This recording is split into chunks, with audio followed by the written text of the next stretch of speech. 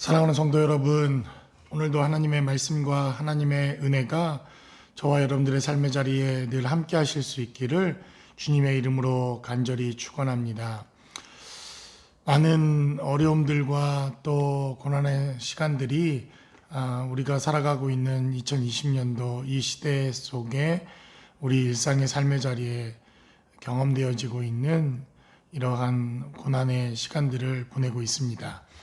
특별히 코로나 바이러스로 시작된 2020년도 아직도 그 문제가 해결되지 않고 있는 이때에 이 캘리포니아에 또 뜻하지 않는 재앙이 시작되어서 너무나도 어렵고 힘든 이러한 화재의 재앙 가운데 또 우리가 이러한 어려움들을 지내고 있습니다.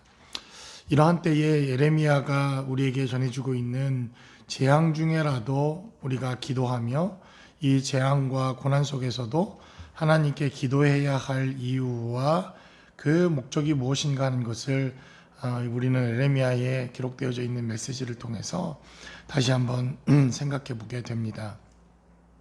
물론 이 고난의 의미가, 이 고난의 이유가 예루살렘 성벽이 무너지고 또 하나님의 신노와 심판이 있었던 예루살렘의 죄악과 또 죄의 결과 때문이다라고 말씀드리는 것은 아닙니다. 캘리포니아에 있는 여러 가지 화재로 인해 어려움을 당하고 있는 이 어려움이 우리의 죄로부터이다. 혹은 우리 인간의 죄악된 문제에 대한 심판이다. 이렇게 그 누구도 함부로 말할 수는 없습니다.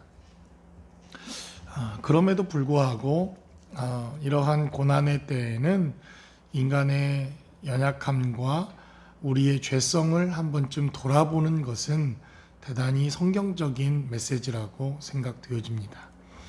이것은 죄의 결과가 이러한 재앙의 결과가 죄의 문제다라고 단정 짓는 것과는 너무나도 다른 결과를 우리에게 전달해 주기 때문에 그렇습니다. 우리가 이러한 죄의 문제들을 또 돌아보며 또 성찰해보며 생각해보는 이러한 시간들을 통해서 하나님께서 우리에게 요구하시는 바가 무엇인가 하는 것을 명확하게 알 수 있기 때문에 그렇습니다. 오늘 예레미야 32장 36절로 44절까지의 기록된 메시지는 예레미야의 기도에 대한 하나님의 응답에 대한 메시지가 바로 마지막 후반절 파트로 등장하는 그러한 메시지입니다. 예레미야가 하나님께 순종하고 밭을 사서 결국 자기 생애에 쓸 수 없는 이러한 농지요 밭이었지만 하나님께 순종하고 난 이후 자신의 서운한 마음과 예루살렘 성벽이 멸망하는 것에 대한 원망 섞인 기도가 예레미야를 통해서 있었습니다. 그리고 그 예레미야의 기도에 대하여 하나님이 응답하시고 하나님께서 말씀하시는 이러한 메시지를 어제 우리는 나누었습니다. 그 메시지에는 진노와 심판과 예루살렘이 멸망받아야 되는 이유와 인간의 죄와 악에 대한 하나님의 경고와 심판의 메시지가 기록되어져 있었습니다. 그러나 거기까지였다고 한다면 우리는 절망이요. 이 재앙 중에 기도하는 우리의 삶의 자리는 낙심하고 낭망할 수밖에 없지만 오늘 본문에 기록되어져 있는 메시지에는 하나님께서 희망과 소망에 대한 메시지를 또한 전달하십니다. 37절에 기록된 메시지를 살펴보겠습니다. 보라, 내가 노여움과 분함과 큰 분노로 그들을 쫓아보냈던 모든 지방에서 그들을 모아들여 이곳으로 돌아오게 하여 안전히 살게 할 것이라. 70년 후 이들은 이 예언의 메시지대로 돌아오게 됩니다.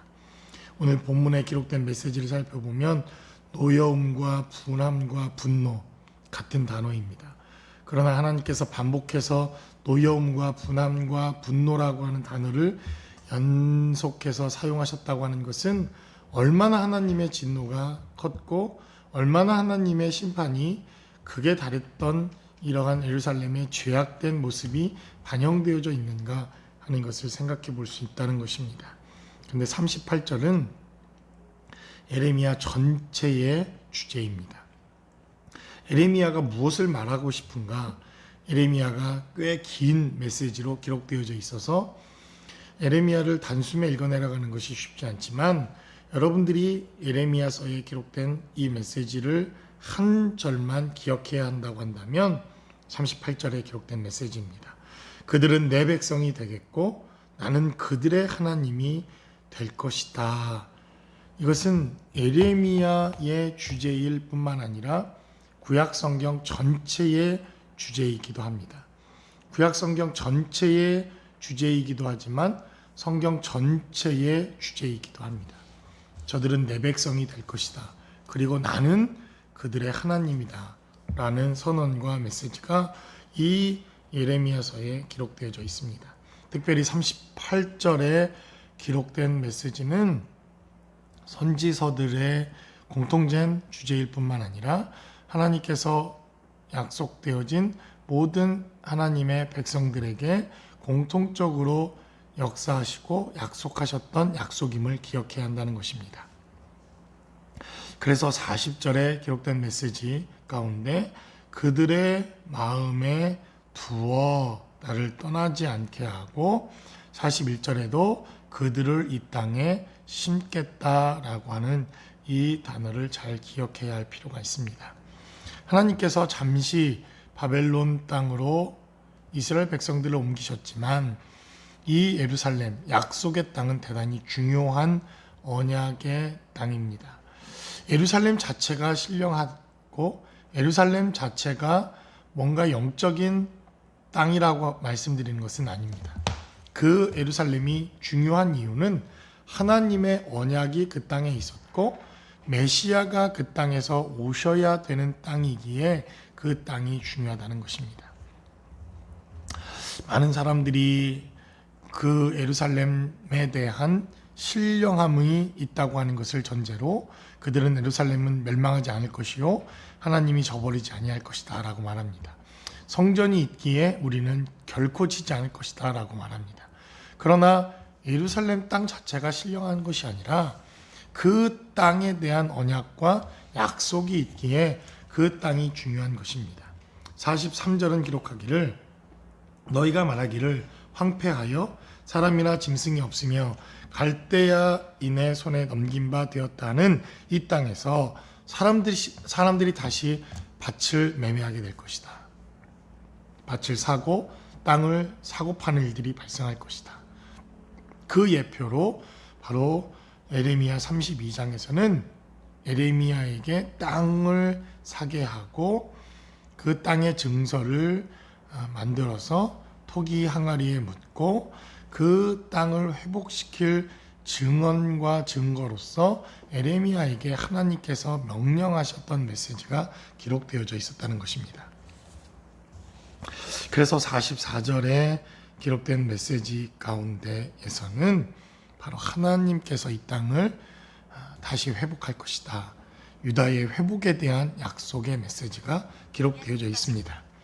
예루살렘이 중요한 것은 약속의 땅이며 언약의 땅이기에 그리고 그 땅에서 메시아가 오셔야 하는 땅이기에 그 땅은 보존되고 그 땅은 가치가 있으며 그 땅은 하나님의 선민의 땅이라 불리어도 소색함이 없는 땅이 될 수 있다는 것입니다.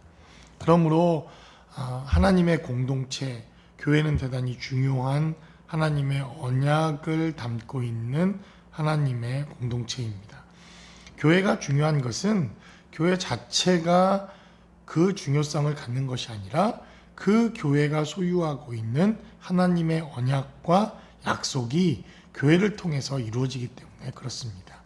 교회를 통해서 다시 메시아가 올 것이요 그 교회를 통해서 다시 오리라 약속되어진 메시아의 언약이 성취되어질 것이기에 이 땅의 교회들을 향한 하나님의 계획과 하나님의 뜻은 영원하다고 하는 것을 우리는 기억해야 할 필요가 있다는 것입니다.